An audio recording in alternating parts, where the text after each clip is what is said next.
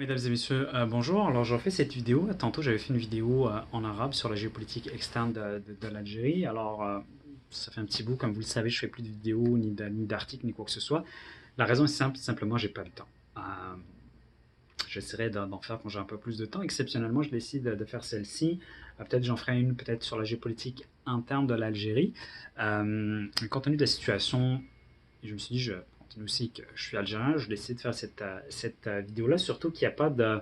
Il n'y a pas beaucoup de penseurs, il n'y a pas de géopoliticiens en Algérie qui intervient dans les médias. Et il n'y a pas de débat, je trouve, intéressant. Euh, on va commencer par la base, toujours dans le mode académique, hein, comme vous le savez, géopolitique, il y a le mot géo, et c'est-à-dire géographie. Alors pour ceux qui, j'imagine la majorité d'entre vous, savent où se trouve l'Algérie, si vous ne le savez pas, vous pouvez le googler. Euh, L'Algérie se trouve au milieu de l'Afrique du Nord, lieu de passage et lieu de transit. C'est-à-dire pour vous rendre, par exemple, si vous êtes en Libye actuelle, puis vous souhaitez vous rendre au Maroc actuel, ben, il faudrait passer par l'Algérie. La même chose si vous êtes en Mauritanie, puis vous souhaitez passer, je ne sais pas, au Niger. Vous pouvez effectivement passer par le Mali, mais je vais dire, l'Algérie, l'image est que l'Algérie, puis c'est une vérité géographique, est au milieu d'Afrique du Nord, est un lieu de passage.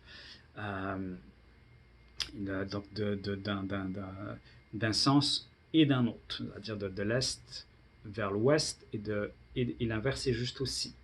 Et ça inclut aussi des invasions, c'est-à-dire si vous êtes en Libye actuelle et que vous souhaitez envahir toute l'Afrique du Nord, ben, il faudrait, par exemple, vous souhaitez envahir, je ne sais pas, toute l'Afrique du Nord ou le Maroc, ben, vous êtes obligé de passer par l'Algérie. Puis la même chose aussi, si vous êtes au Maroc et vous souhaitez, je ne sais pas, envahir la Tunisie, ben, vous êtes obligé de passer par l'Algérie. Donc l'Algérie a toujours été un passage et aussi une terre d'invasion. Euh, on est en 2021 et la Libye actuellement est tenue par différentes milices, etc. Mais il y a aussi plusieurs pays présents sur le sol. Vous avez les Émirats arabes unis, l'Égypte, la Russie, la Turquie, la France, les États-Unis, etc. Et j'en passe. Tous ces pays-là sont d'une culture à différents étages, à différents degrés, pardon, différente de la culture algérienne ou de la culture nord-africaine. Alors les Égyptiens, beaucoup moins, les Émirats arabes unis, un peu moins, mais les autres cultures sont assez différentes de la nôtre. Et ce qui est peut-être intéressant si vous regardez sur le plan géographique et historique, c'est que euh, tout ce qui vient de l'Est, tout ce qui est venu de l'Est, dans tous les cas, c'était toujours ou pratiquement des invasions d'une culture différente. Et c'est pour ça que je pense que le fait d'avoir des pays étrangers en Libye est une erreur stratégique. Malheureusement, la situation en Algérie a fait qu'on les a laissés. Mais c'est une erreur stratégique parce que vous prenez des berbères. Les berbères, les théories scientifiques disent que 80 peut-être ou très certainement serait venu par l'Est. Puis vous avez aussi après les Romains, vous avez aussi les Carthaginois, vous avez aussi l'islam. Qu'on ne me prenne pas l'islam en termes scientifiques, donc sont venus par l'Est. Donc rien n'indique que d'ici quelques années, il n'y aura pas une autre invasion d'une autre culture qui viendrait par l'Est. Il faut regarder toujours sur le long terme, c'est mon analyse, et sur le plan territorial. Vous souhaitez vous expansionner, il va falloir vous expansionner vers tout simplement vers l'ouest, et l'ouest c'est l'Algérie. Alors il y avait des tribus berbères avant qui se sont expansionnées vers l'Algérie parce qu'elles cherchaient du pâturage. Euh, Après, il y a eu les Carthaginois qui d'abord étaient phéniciens, puis après se sont mélangés aux Berbères, qui ont réussi à rester plusieurs centaines d'années. Après, vous avez eu les Romains et les Arabes, mais ces cultures-là, certains me diront oui, au début il y a une résistance, mais au final, ils se sont intégrés à la population, et la population, au final, les a intégrés. Certains me diront, mais par rapport aux invasions d'une autre culture, vous avez l'Espagne, la France, et les Ottomans qui sont venus de la mer, tout à fait. Mais mis à part par les Français, puis on le parle de moins en moins, euh, il n'y a pas grand-chose qui est resté comme culture. Vous prenez, il y a peut-être des petits mots en espagnol. Moi-même, je suis descendant de corsaires ottomans, les, les cultures qui sont le plus restées, celles qui sont venues de l'Est, je l'expliquerai après la raison exacte, mais ces cultures-là sont restées plus longtemps. Et pendant l'Empire romain, il y a eu des empereurs qui étaient d'origine d'Afrique du Nord. Ils étaient chrétiens, Saint-Augustin, vous avez eu l'islam aussi, la même chose. Donc, la culture, les invasions d'une culture étrangère viennent de l'Est à chaque fois. Donc, c'était une erreur vraiment stratégique de laisser les pays étrangers s'installer parce que si ce n'est pas en 2021, ce sera peut-être en 2030.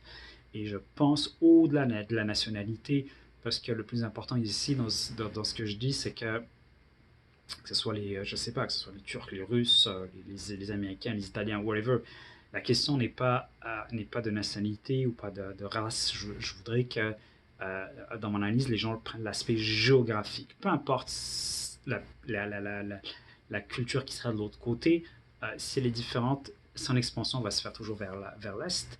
Et en tous les cas, le mot toujours peut-être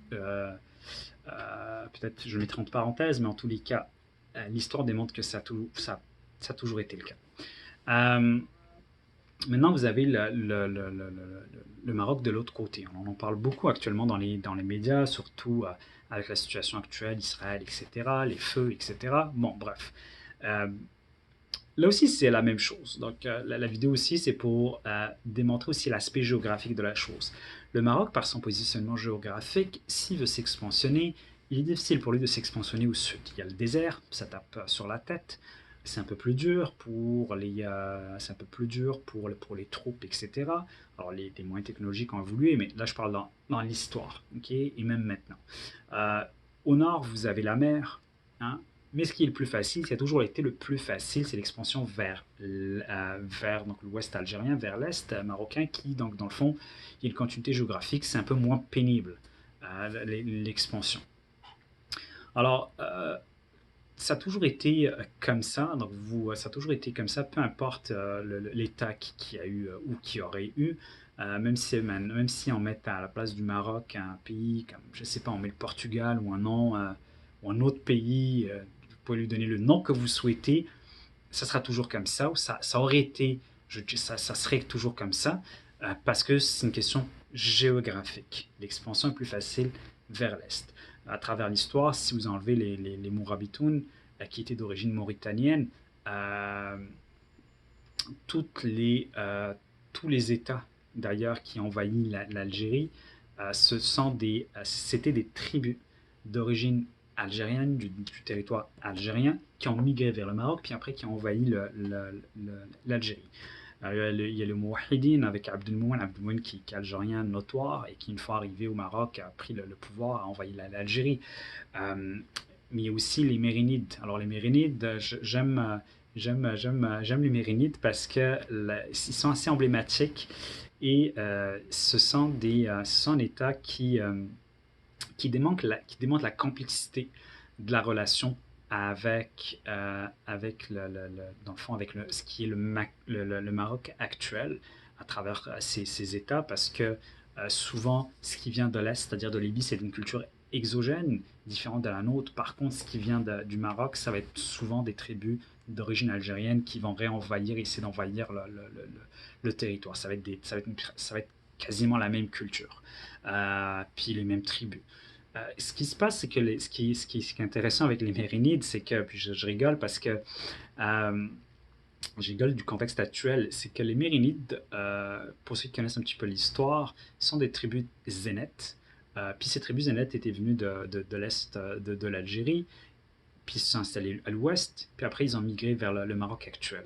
Et dès qu'arrivés au pouvoir, les Mérinides se sont amusés à attaquer l'Algérie, surtout les Iyanides, qui étaient leurs cousins. Dans le fond, ils étaient à peu près de la même tribu, ils se sont amusés à les attaquer pendant pratiquement tout leur règne. Et, euh, et j'ouvre la parenthèse, c'est que ces Mérinides, euh, ils n'avaient pas de légitimité sur place. Donc, une fois qu'ils ont pris le pouvoir, les tribus puis la population locale leur a dit bah, c'est bien, vous êtes arrivés au pouvoir, maintenant vous vous êtes marié avec nos femmes, etc. Il y a eu des mélanges, etc. Mais vous ne faites pas partie de la population. Alors, qu'est-ce que les Mérinides vont faire? Ils vont essayer de chercher une source de légitimité. Cette source de légitimité-là, ça va être le lien avec avec le prophète Mahomet. Il n'y a pas plus simple. Donc, ils vont chercher une légitimité religieuse. Alors, tout d'abord, ils vont se baser sur les confréries religieuses. Puis, petit à petit, ils vont se développer, puis ça va se développer, jusqu'à penser à créer un lien avec le prophète Mahomet. C'est-à-dire, on va essayer de créer un lien. On va dire, OK, nous, on est les Mérinides, mais on s'entoure de personnes qui sont de la lignée de Mahomet. Au final, ça va se retourner contre eux parce qu'eux, ils ne le sentent pas, mais ils voulaient créer ce système-là. Ce qui est assez marrant dans l'histoire, je vais utiliser le mot, c'est que c'est les Mérinides qui ont créé les bases ou le concept de la royauté actuelle au Maroc, c'est-à-dire le chérifisme. Alors, au Maroc, les Alaouites sont au pouvoir parce que ils se disent ou parce qu'ils sont descendants du prophète Mahomet, alors que les États avant ne l'étaient pas. Vous prenez les Idrissides, mis à part les Idrissides, tous les autres États ne le revendiquaient pas. Puis carrément, ceux qui le revendiquaient, ils étaient chassés ou ils étaient tués. Donc les Mérinides vont le construire, vont petit à petit le construire. Et ce sont donc les Mérinides qui ont construit cette théorie-là et ce concept-là du pouvoir jusqu'à même retrouver le tombeau de Idriss II.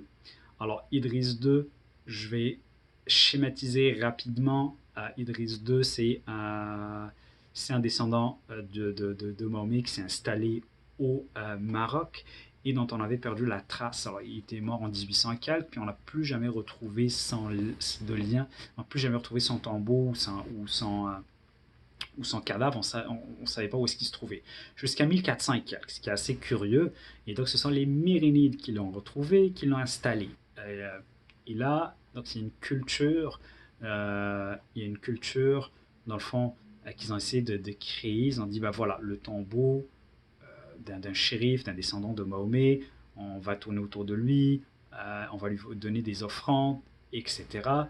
On est béni, mais au final, ça va se retourner contre eux parce qu'eux, ils n'ont aucun lien avec eux. Donc, les gens qui vont voir Idriss II au Maroc, où il est connu, je pense que c'est Maoula Idriss, bah, dans le fond, ce ne sont pas ce qu'ils ne savent pas, c'est que, mis à part s'il y a un test ADN, on ne sait pas vraiment si c'est lui, mais en tous les cas, il a été remis en place par les Mérinides. Donc, c'est assez marrant de savoir que c'est les Mérinides, une tribu zénète, algérienne, fraîchement installée au Maroc, qui a créé le chérifisme au Maroc et qui a créé les bases de la monarchie alawite actuelle.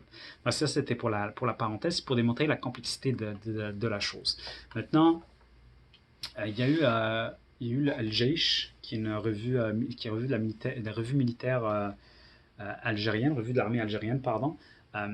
Bon, certains se sont manqués un peu de l'article, certains ont partagé l'avis, etc. Comme quoi, il y a toujours eu comme quoi toujours le Maroc a toujours eu des relations tumultueuses avec l'Algérie, qu'il l'a toujours poignardé dans le dos, etc. Moi, je partage à moitié cet avis-là.